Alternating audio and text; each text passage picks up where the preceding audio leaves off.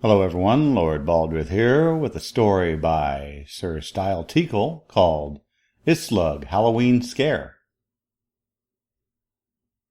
Minstrel looks at the large keep from the street and turns to Eldrick saying, "Well, Eldrick, I think that does it. You sure this is going to work?"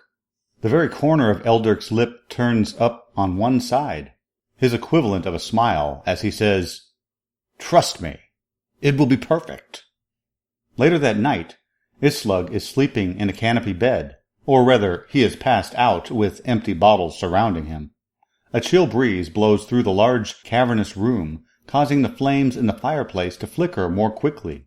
Candles with short flames are quickly lit in strategic places around the room to create the proper effect of darkness and shadows in the desired places.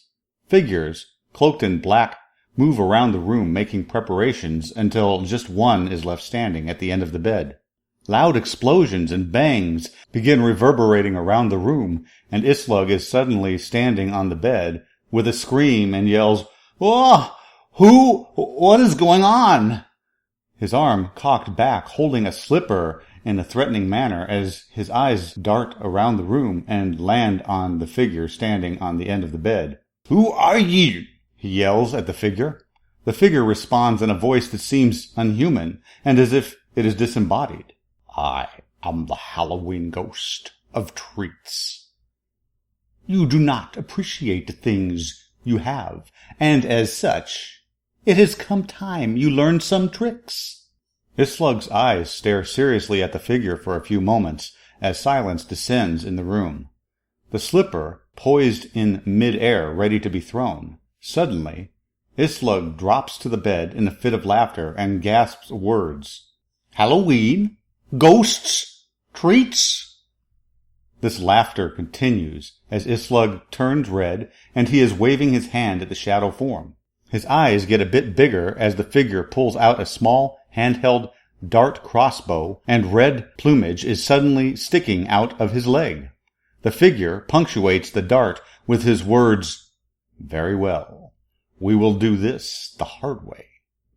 A little later, Islug wakes up, rubbing his head in the middle of a large room on a carpet. He realizes he can't reach his head very well, and that the room is spinning a little. What's going on? Where am I?" Looking around the room, he notices many hazy and fuzzy apparitions walking around him in a large circle, and he starts to address them. "Look! I'm doing these fraternizing, hazing things. Tell—" A crack echoes through the room, and a voice yells at him. "Silence!" Islug's eyes get very large as they are drawn to the sound that made the crack, as he clearly sees, My fishing pole! That's the third-generation master-crafted U-pole, limited one of a kind with inlays using— Another voice yells from the other side of the room. "Silence! Tonight we will show you that the treats you value mean nothing. That how you treat others is all that matters. You will make a separation from the material items you have come to value, and tomorrow you will treat those whom you treat poorly better. Or we will visit you again next year." Islug starts getting angry and yells back, "What did you shoot into me? Why are you doing this? I'm going to—" He quickly silenced as a slipper is shoved into his mouth. A figure moved forward, pushing along a small keg of rare ale. Islug begins thrashing about, unable to move, being chained on the floor, his eyes wide, staring at the ale and shaking his head. The figure brings an axe down onto it, cracking it open to let it pour at Islug's feet. Next, another walks forward with Islug's favorite ledger book. A tear rolls down Islug's cheek as they set it on fire. Hours continue like this as Islug watches fishing poles, bottles of rare alcohol, books, illicit drugs, jewelry, clothes, games, and even his gambling log destroyed before him. He falls into a thrashing sleep as if pushed there by a giant hand after the exhaustion of his muffled screams and sodden cheeks of tears pull him into slumber. The next day, he awakes and finds himself in his bed, nothing seeming to be out of place. He jumps up screaming, "My pole! My ale!" He runs out of the room screaming, darting about his house, looking at things.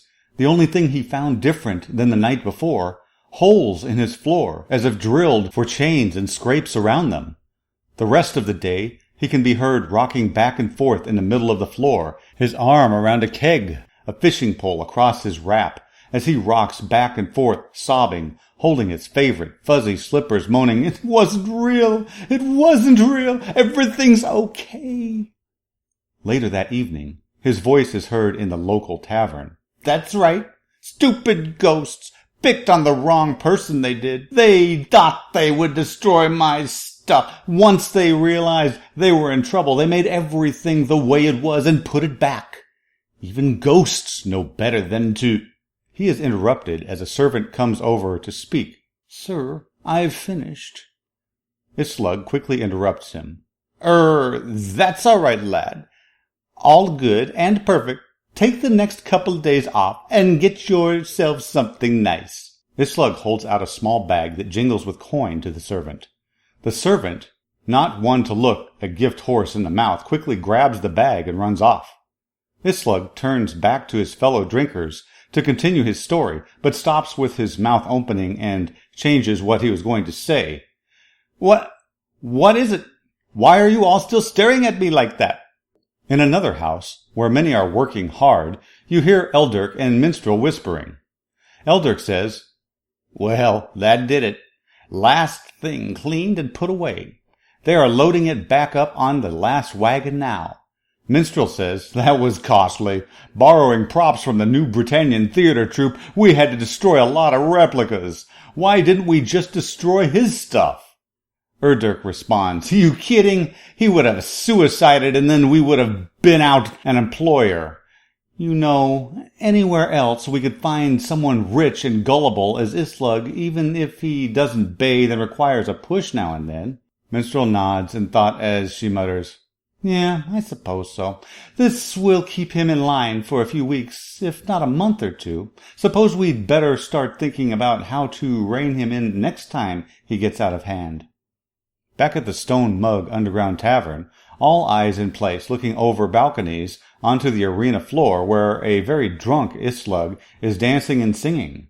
"If there's something strange in your neighborhood, who you gonna call?" A bunch of tavern wenches look a bit sad as they sing out, "Islug!" Spinning in a circle and grabbing a couple of torches off the wall, he belts out another verse. "If there's something weird and it don't look good, who you gonna call?" The various tavern wenches sigh and yell out around the tavern, "Islug!" Lighting both torches and swirling and swinging them through the air, Islug yells, "I ain't afraid of no ghost. I ain't afraid of no ghost." Echoes, echoes, echoes, echoes. From the Cavern was brought to you by Lord Baldrith, Sir Style Teckel, and Asclepius. Do you have a piece you would like us to read? Please contact us at lordbaldrith@thecaverns.net, style@thecaverns.net, or Asclepius@thecaverns.net.